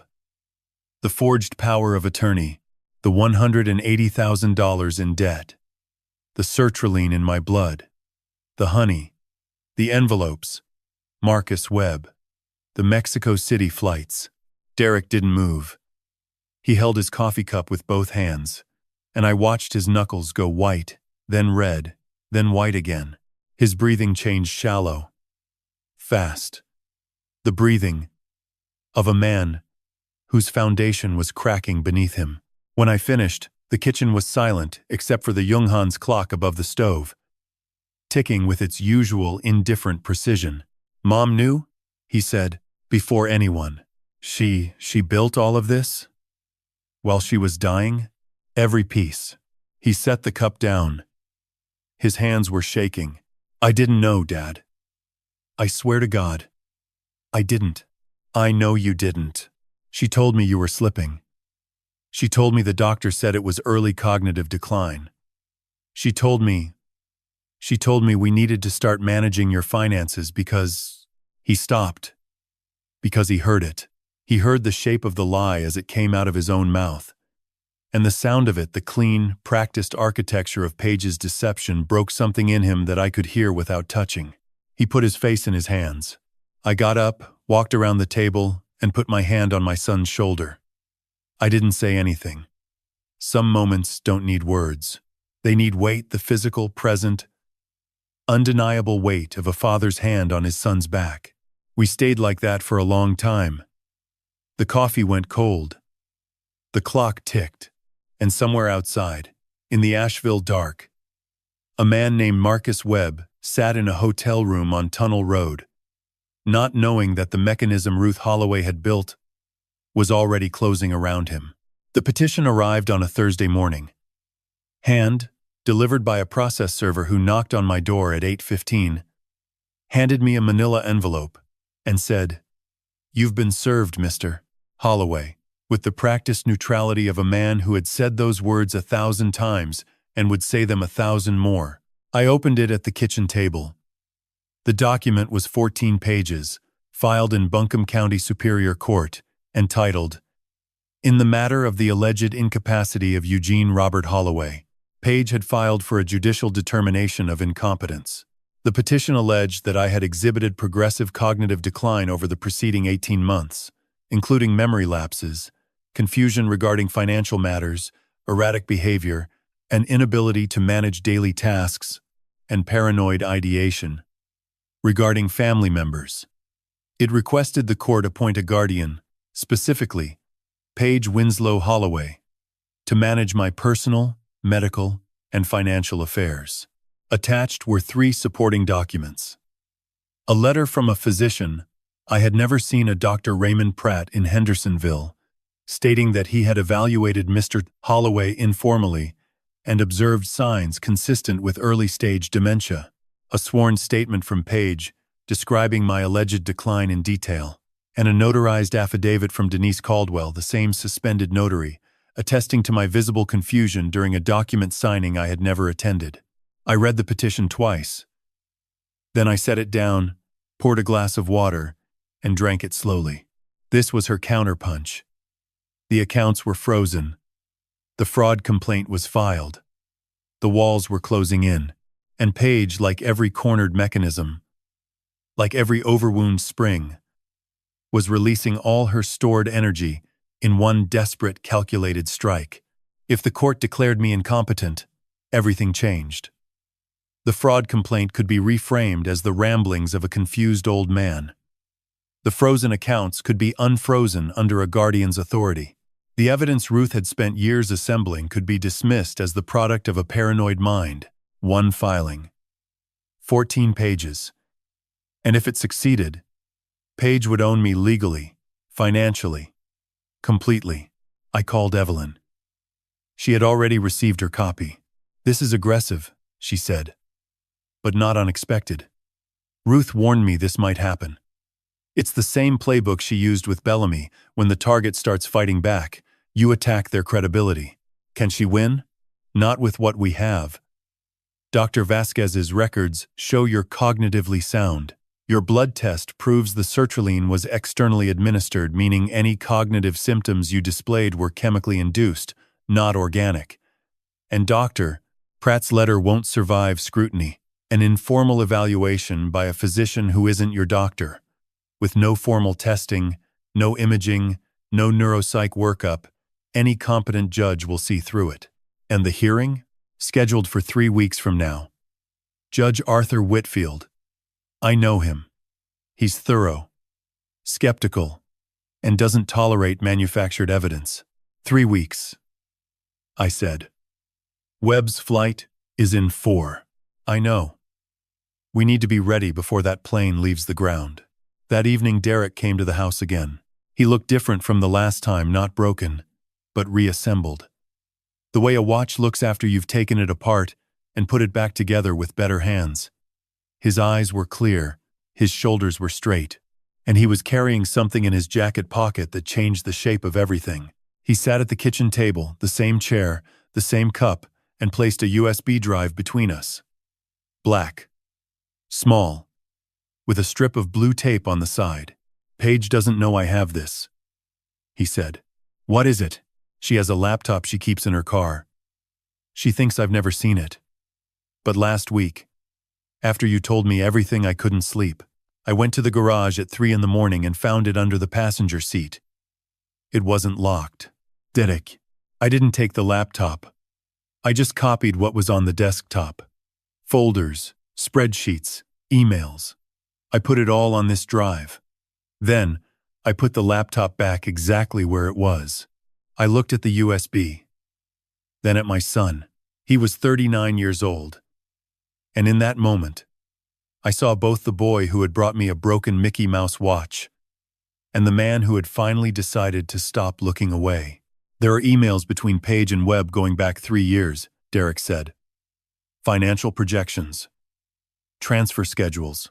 A document she titled Phase 3 that outlines it. outlines what she was planning to do after you were declared incompetent. Phase 3. Sell the house. Liquidate your investments. Transfer everything to Winslow Ventures. And then he stopped. His voice caught. And he pressed his thumb into the table the way I press a spring into a barrel, steadying something that wants to fly apart and then disappear. Both of them. Before anyone could trace it, the kitchen was quiet. The Junghans ticked. The water in my glass caught the overhead light and held it. There's something else, Derek said. In the email she talks about Mom. What does she say? She calls her the obstacle. In one email, she wrote, the old woman was smarter than I expected. Lucky she ran out of time. Lucky she ran out of time. I closed my eyes. And behind my lids, I saw Ruth, not as she was at the end. Thin and pale and fierce. But as she was in the beginning. 20 years old in a hardware store in Charlottesville, holding a radio valve and asking me to prove what I knew. She hadn't run out of time. She had planted it, stored it, hidden it inside platinum cases, and locked vaults, and the hearts of people she trusted. And now that time was blooming 2 years late, but exactly on schedule. Derek, I said. Thank you. He nodded. His eyes were wet, but his jaw was set. The Holloway jaw. Tight and certain. I want to testify, he said. At the hearing. I want to tell them what she did. All of it. Are you sure? She called Mom an obstacle, Dad. She poisoned you. She used me as a shield. He paused. I'm sure. 5 days before the hearing, Evelyn called a meeting. We gathered in her office on Pack Square. Me, Silas, Derek, and Evelyn herself. 4 people in a room built for 2, surrounded by legal pads, printed evidence, and the quiet tension of a mechanism about to engage. The glass desk was covered for the first time since I'd been there. Papers, folders, photographs, and 3 USB drives sat in labeled rows, arranged with the kind of precision I recognized from my own workbench. Here's where we stand, Evelyn said, putting on her reading glasses and picking up a legal pad. The hearing is Monday morning. Judge Whitfield. Courtroom 3. Buncombe County Courthouse. Page's attorney, Garrett Nash, will argue that Gene is cognitively impaired and requires a court-appointed guardian. Our job is not only to defeat that claim, but to expose the fraud behind it and shift the court's attention to the real case. Systematic financial exploitation, identity theft, forgery, and covert poisoning. She looked at each of us in turn. Silas, your surveillance documentation is our foundation.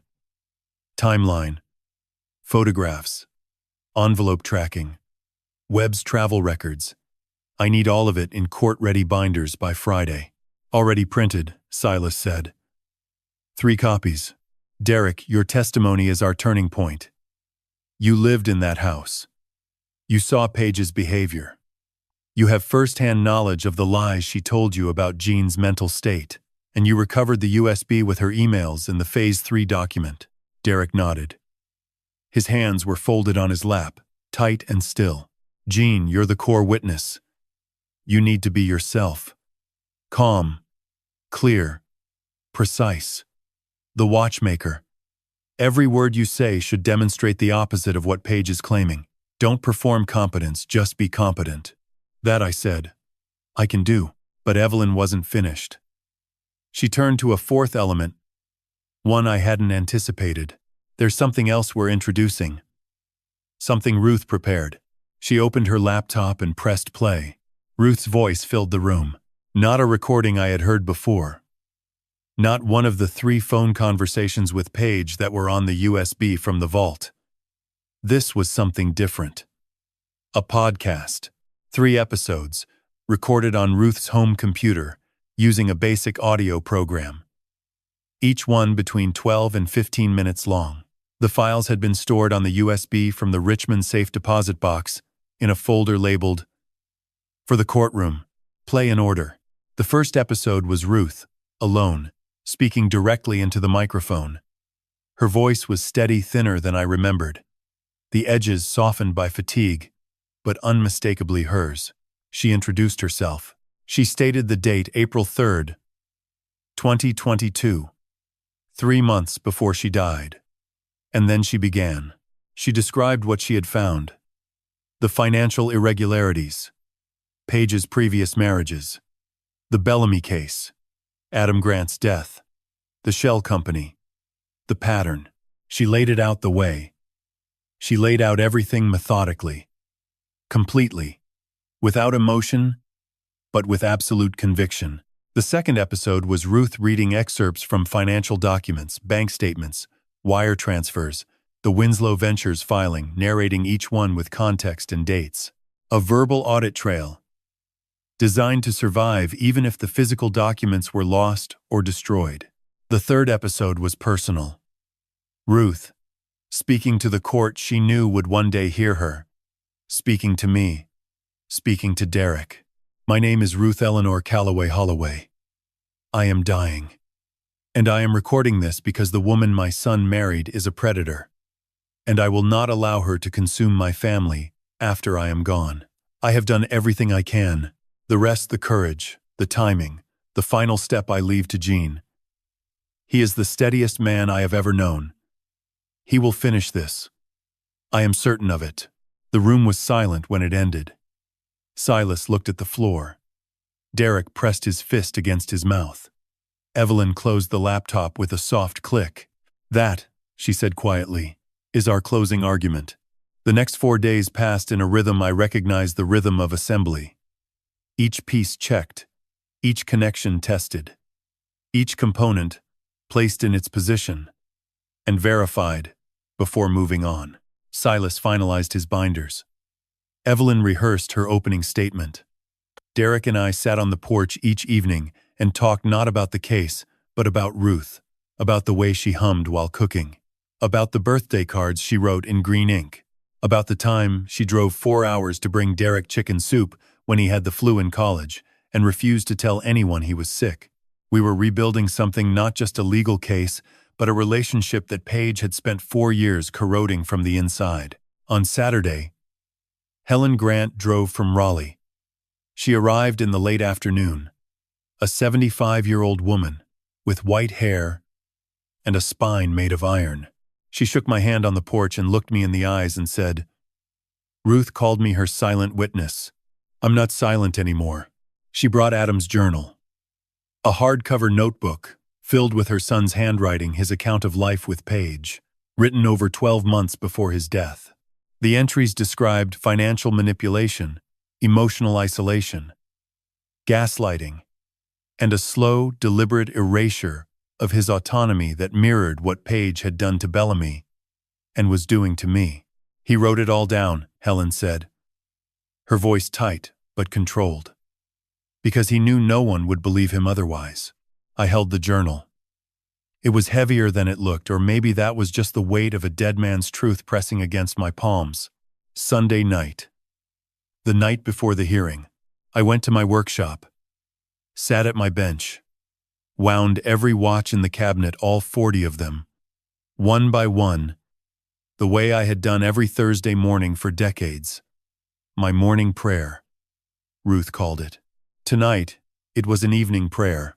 When I finished, I opened the bottom drawer of my bench, the one Ruth had organized years ago with spare parts, cleaning cloths, and a small cedar box I hadn't opened since she died.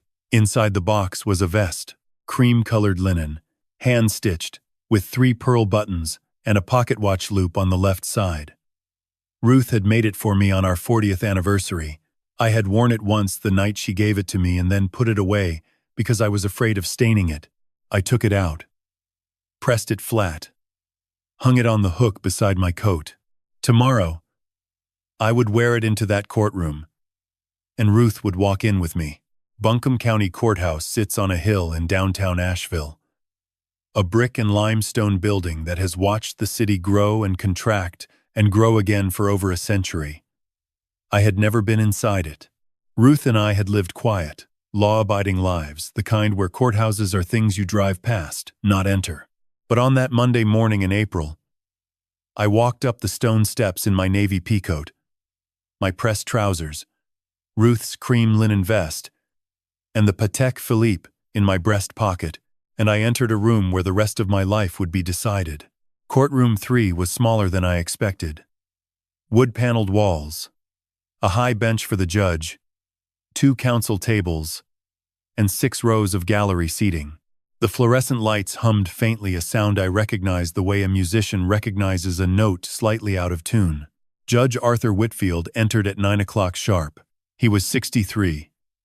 Tall, with gray hair cut close, and a face that looked like it had been carved for the specific purpose of listening, without revealing what it thought. He wore his robe the way some men wear authority, not as decoration, but as weight. "This is a hearing on the petition for judicial determination of incapacity filed on behalf of Eugene Robert Holloway," he said. "Petitioner's counsel may proceed." Garrett Nash stood. He was 48, polished, with the kind of confidence that comes from winning cases where the evidence was arranged in his favor before he entered the room. He buttoned his jacket with one hand and addressed the court with the ease of a man reading from a script he had written himself. "Your Honor, this is a case about a family trying to protect a man they love from himself. Eugene Holloway is 70 years old, a retired watchmaker, a widower who lost his wife to cancer over 2 years ago. Since her death, Mr. Holloway's cognitive function has declined significantly. He has exhibited memory loss, confusion, paranoid beliefs about family members, and an inability to manage his own finances, resulting in frozen bank accounts, unfounded legal complaints, and the alienation of his only son." Nash paused. He looked at me, then back at the judge. "The family is not seeking to punish Mr. Holloway. They are seeking to protect him, to ensure that his assets, his health, and his dignity are managed by someone who cares about his well-being. That person is his daughter-in-law, Paige Holloway, who has been his primary caregiver since Ruth Holloway's passing." I watched Paige as Nash spoke. She sat behind him in the first row of the gallery, dressed in a navy blouse and a gray skirt, her expression arranged into a mask of concerned devotion. She dabbed her eye once with a tissue precisely timed, precisely executed. Nash continued for 25 minutes. He presented Dr. Pratt's letter. He cited the frozen accounts as evidence of financial mismanagement. He described my erratic behavior, the trips to Richmond, the meetings with Silas, the refusal to accept family help. He painted a picture of a grieving old man lost in paranoia, and he did it with enough polish that a lesser judge might have believed it. But Judge Whitfield was not a lesser judge. He listened with his hands folded, his expression unchanged, and when Nash finished, he said simply, "Respondent's counsel." Evelyn stood. She did not button her jacket. She did not smile. She placed a single folder on the podium, opened it, and spoke. "Your Honor, the petitioner asks this court to strip a 70-year-old man of his autonomy based on manufactured evidence, forged documents, and a pattern of financial predation that spans 3 states, 3 victims, and nearly a decade." The courtroom shifted. I felt it, a subtle change in the air, the way you feel a barometric drop before a storm.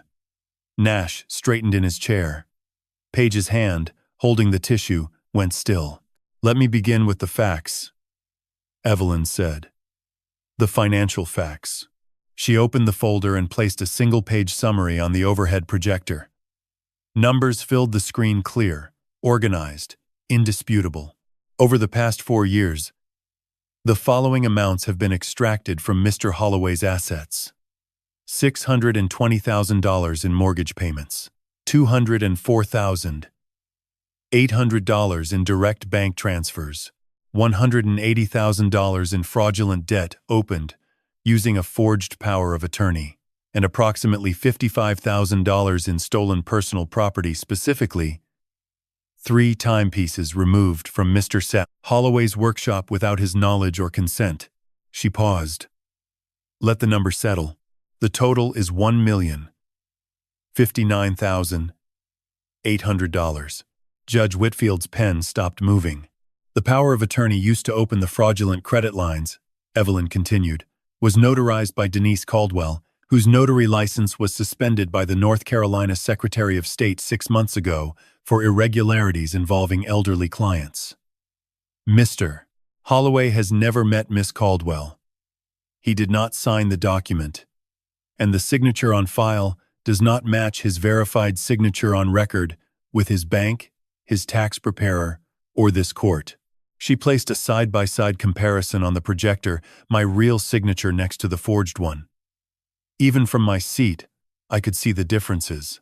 A watchmaker's eye sees what others miss, but this was visible to anyone who cared to look. Furthermore, Evelyn said, the petitioner cites Dr. Raymond Pratt of Hendersonville as a supporting physician. Dr. Pratt has never formally examined Mr. Holloway. He has no records, no imaging, no neuropsychological assessment. In contrast, Mr. Holloway's actual physician of 15 years, Dr. Lena Vasquez, will testify that Mr. Holloway's actual physician, Holloway, is cognitively intact, and that his blood work reveals the unauthorized presence of sertraline, an antidepressant he was never prescribed, consistent with covert administration over a period of weeks. Nash stood. Objection, Your Honor. This is beyond the scope of— Sit down, Mr. Nash, Judge Whitfield said. His voice was quiet, but it carried the weight of a gavel. I want to hear this, Evelyn continued. She presented the forged prenuptial agreement Derek's signature fabricated, the incapacitation clause designed to transfer total financial control to Page. She presented Silas's surveillance timeline, the Winslow Ventures registration, and the structured wire transfers designed to evade federal reporting thresholds. Each piece was placed before the court like a component on a watchmaker's bench, cleaned, positioned, connected to the next. And as the picture assembled, I watched Judge Whitfield's expression change for the first time. Not dramatically, just a tightening around the eyes. The look of a man who had heard many lies in his courtroom and had just recognized the architecture of one. Evelyn paused. She closed the folder on the podium, removed the financial summary from the projector, and stood in silence for 3 full seconds, long enough for the courtroom to hold its breath. Your Honor, she said, I'd like to introduce one final piece of evidence. It is a series of audio recordings made by Ruth Eleanor Calloway Holloway, the respondent's late wife, in the months before her death. The recordings were made on Mrs. Holloway's personal computer, stored on a secured USB drive, and placed in a prepaid safe deposit box in Richmond, Virginia, with instructions for their use in legal proceedings. Nash was on his feet immediately. Objection, hearsay. The declarant is deceased and cannot be cross-examined. Judge Whitfield looked at Evelyn. Counsel, Your Honor. Under North Carolina Rule of Evidence 804, B3, statements against interest by an unavailable declarant are admissible. Additionally, these recordings fall under the residual exception, Rule 807, as they possess circumstantial guarantees of trustworthiness, are offered as evidence of a material fact, and serve the interests of justice. Mrs. Holloway recorded these statements knowing they would be used in court. She identified herself, stated the date, and narrated under no coercion or inducement. Whitfield considered this for 10 seconds.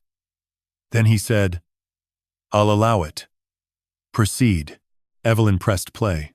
Ruth's voice entered the courtroom. The way light enters a room when you pull back a curtain suddenly. Completely. Filling every corner. My name is Ruth Eleanor Calloway Holloway. The date is April 3rd, 2022. I am 67 years old. I have stage 4 ovarian cancer. And my doctors estimate I have between 2 and 4 months to live. I am recording this because I need to tell the truth about a woman named Paige Winslow, who is married to my son Derek, and who is systematically defrauding my husband, Eugene Holloway. The courtroom was still. I could feel people leaning forward, not physically, but with their attention. The way a room tilts toward a sound it wasn't expecting. Ruth's first recording laid out the financial evidence. The same evidence Evelyn had presented, but narrated in Ruth's voice, with dates, amounts, and context that gave the numbers a human spine. She described how she discovered the irregularities, how she enlisted Silas, how she found the Winslow Ventures connection. The second recording was Ruth reading from the document's bank statements, the Delaware filing, the wire transfer records. Her voice was measured, factual, and relentless. The voice of a woman who knew she was dying and refused to waste a single word. The third recording was the one that broke the room. I want to speak to the court directly. I know I will not be alive when this is heard. I know I cannot answer questions or provide clarification, but I can tell you this. I spent the last year of my life investigating the woman who married my son, and what I found terrified me. She paused on the recording. I heard her take a breath, the shallow, careful breath of lungs that were no longer fully her own. Paige Winslow has done this before. In Savannah, Georgia, she financially exploited a retired dentist named Howard Bellamy. In Charlotte, North Carolina, she married a man named Adam Grant, drained his accounts, and left him so broken that he took his own life. Adam's mother, Helen Grant, has evidence. His journal tells the story. I have shared what I know with her, and I pray that when this recording is played, she is in the room. I looked at Helen. She was sitting in the second row of the gallery, her hands folded in her lap, tears running down her face in silence. She did not wipe them. She let them fall the way rain falls on stone, without apology. Gene, if you are hearing this, I love you. I have always loved you.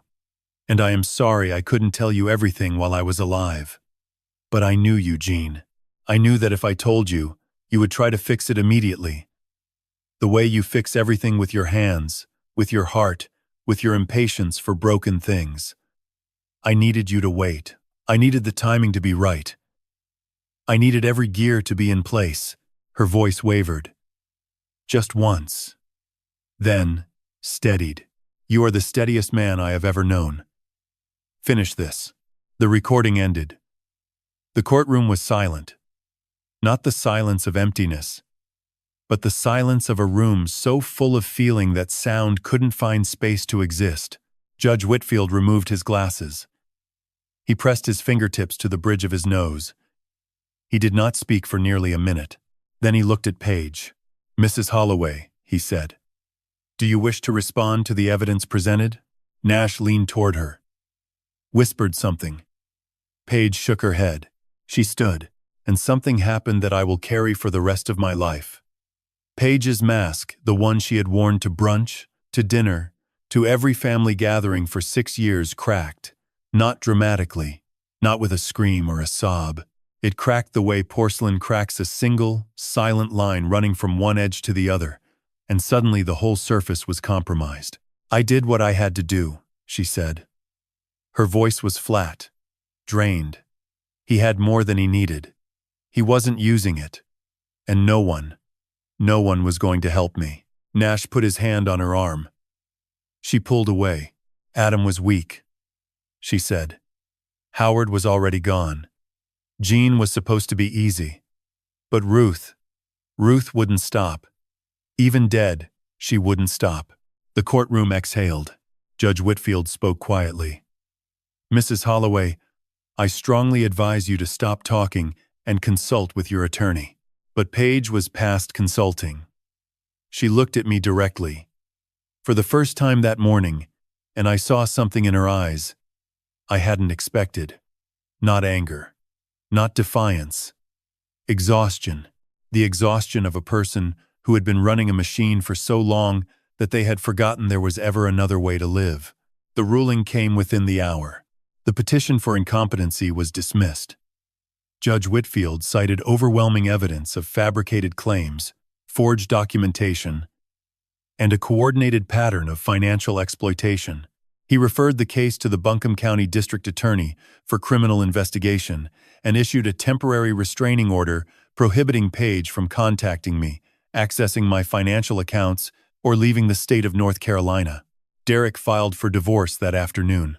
He drove to Evelyn's office, signed the papers, and came home to Chestnut Street to my house, to the room he had grown up in, and sat on the porch with me as the sun went down behind the Blue Ridge. We didn't talk, we didn't need to. The mountains were turning purple, and the air smelled like pine and rain. And somewhere inside the house, 40 watches ticked in unison, steady, faithful, alive. 3 months passed. Not quickly. Time doesn't move quickly when the weight of what you've carried finally lifts, and you have to learn how to walk without it. But it passed. The way seasons pass in the mountains gradually, then all at once, until one morning you step outside and the world looks different, and you realize it's not the world that changed. It's you. Page was arrested 9 days after the hearing. The Buncombe County District Attorney filed 12 charges. 4 counts of financial exploitation of an elder, 2 counts of identity theft, 2 counts of forgery, 1 count of assault by secret administration of a substance, 1 count of conspiracy to commit wire fraud, 1 count of fraudulent filing of a legal instrument, and 1 count of obstruction of justice. She was denied bail.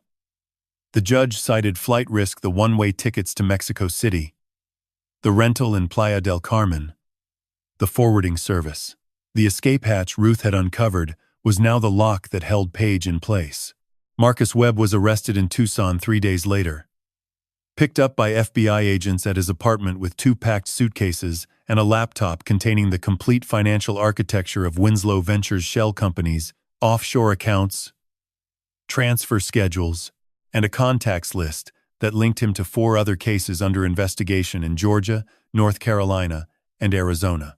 Garrett Nash withdrew as Page's attorney the same week. The forged prenup he had originally drafted became part of the criminal evidence, and the North Carolina State Bar opened a disciplinary review into his conduct. Denise Caldwell, the suspended notary, cooperated with prosecutors in exchange for a reduced sentence and provided testimony connecting Page to 7 forged documents across 2 states. The numbers came back slowly, the way blood returns to a limb that's been compressed. Evelyn filed civil recovery motions. The fraudulent credit lines were voided. The home equity loan was reversed. The personal loan and the maxed credit card were discharged as products of identity theft. The $204,800 in direct transfers was traced through Winslow Ventures and frozen in a Delaware account pending forfeiture proceedings. Not all of it would come back. Evelyn was honest about that. Some of the money had already been spent on Page's lifestyle, on Webb's operational costs, on the machinery of deception, but the house was secure. My pension was intact, and the 3 stolen watches, the Jaeger LeCoultre, the Rolex Submariner, and Ruth's father's Longines, were recovered from a consignment dealer in New York City who had been given them by Webb with falsified provenance papers. I held the Longines in my hand the afternoon it was returned to me. A 1940 pilot's watch with a cracked crystal and a scratched case, worn by a man who repaired radios on a hill in Roanoke and raised a daughter who would one day save my life from beyond the grave. I cleaned it. I replaced the crystal. I wound it. It ticked. Derek moved back to Asheville. Not into my house, he rented an apartment on Haywood Road, 3 blocks from the old shop, and started rebuilding. The divorce was finalized in June. He didn't fight for the Kenilworth house. He said he didn't want anything that had been built on a lie. We had dinner every Wednesday. Sometimes Silas joined us. Sometimes Evelyn. Sometimes Helen Grant, who had driven from Raleigh 4 times since the hearing, and who had become, in the strange alchemy of shared suffering, something close to family. Helen told me once, over coffee on the porch, that Adam's journal had been returned to her after it was entered into evidence. She held it against her chest and said, "He can rest now. My boy can finally rest." I thought of Ruth, of the study door she locked, of the trips to Richmond, of the phone calls from the garden, End, of the years she spent assembling a mechanism so precise and so patient that it survived her death and still ran true. She had given me time. Not just the word, the thing itself. time to grieve, time to discover, time to act, and time now to live. In August, Derek and I reopened the shop. Not the old shop, a new one. 2 doors down from where Holloway Time had stood for 43 years. The building had been a bookstore, then a cafe, then nothing. We gutted it, refinished the floors, installed glass display cases, and a long wooden workbench under a row of brass pendant lamps. Derek handled the construction. I handled the details. We called it Holloway and Son. Ruth would have said it sounded like a promise. She would have been right. On opening day, I placed the 1923 Patek Philippe in the center display case, not for sale, never for sale, with a small brass plate beneath it that read, "For Gene." When she says keep giving, it's time, Ruth. A woman came in that first morning. 60 years old, maybe older, carrying a shoebox with a pocket watch inside. It had belonged to her late husband. The crown was broken. The crystal was fogged. And the movement hadn't run in years. "Can you fix it?" she asked.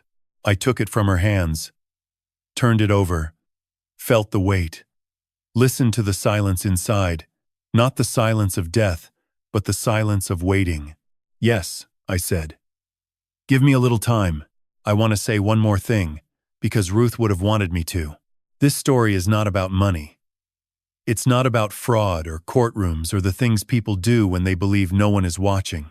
This story is about what remains when everything else has taken the irreducible core of a person that no one can forge, steal, or medicate away."